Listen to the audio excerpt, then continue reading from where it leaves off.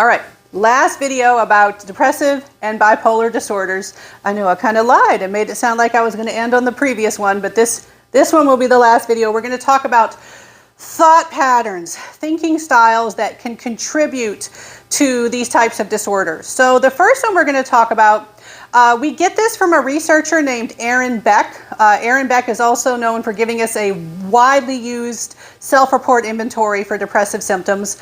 But one thing that Beck talked about is how certain thinking styles can help increase your risk for depression or maintain depressive experiences and symptoms once you have them. And so he talked about something called the cognitive triad. Triad means three. Cognitive is thinking. So what are the three things that we are thinking about? This has to do with general, dropping my book here, general negative beliefs, viewpoint, worldview. General negative beliefs about the self, the world, and the future. All right, so someone has thought patterns like, I'm no good, the world sucks, and it's not getting any better anytime soon. That makes it really easy to think in a, to maintain this sense of depressive thinking, depressive experiences. It's hard to come out of depressive symptoms when you're thinking about the world that way. All right, so cognitive triad. Self, world, future, it's all bad, it's all bleak, nothing's going to get better, it's all horrible, basically. All right, so a therapist might work with an individual to get them to undo or let go of that thinking style. Now, another thought process or thinking style that is linked to increased risk for depressive symptoms is something called rumination. What does it mean to ruminate on something? I always think of dwelling, not letting things go. All right, rumination is where you repeatedly visit negative experiences. You keep thinking about what went wrong, what you did wrong, but you don't move forward. You don't move past it. You don't come up with positive coping strategies.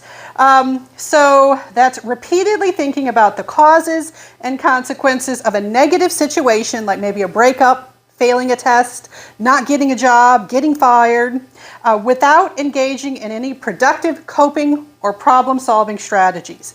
So that's like you have a bad breakup, and instead of moving on, figuring out what wrong, trying to do better in the future, pick a better pairing in the future or something like that, someone might whip out the pictures of them and the person that broke up with them and dwell on, well, what did I say? What did I do wrong? And just sort of sitting in the negative feelings rather than moving on and trying to have a better future, right? So rumination, that sort of, just staying with negative experiences instead of trying to get beyond them. That people who ruminate are more likely to exhibit depressive symptoms. When we look at gender differences, girls and women are more likely to ruminate. That might explain the gender differences we see in risk for depressive disorders. All right, it's more complicated than that, but that's one thing that's been correlated. Now, another key thinking style that has been linked to depressive symptoms, depressive disorders, is something called learned helplessness. Now, to talk about learned helplessness, let's talk about some animal research. You thought just the learning chapter was going to be all about animal research. We have a little bit of animal research that's relevant here. So Seligman, a researcher named Seligman, was conducting research with dogs who were in a chamber, and there were two sides to the chamber, and the floor was electrified, so it could shock the dog. And they set it where the dog can go from one side of the floor to the other, side one, side two.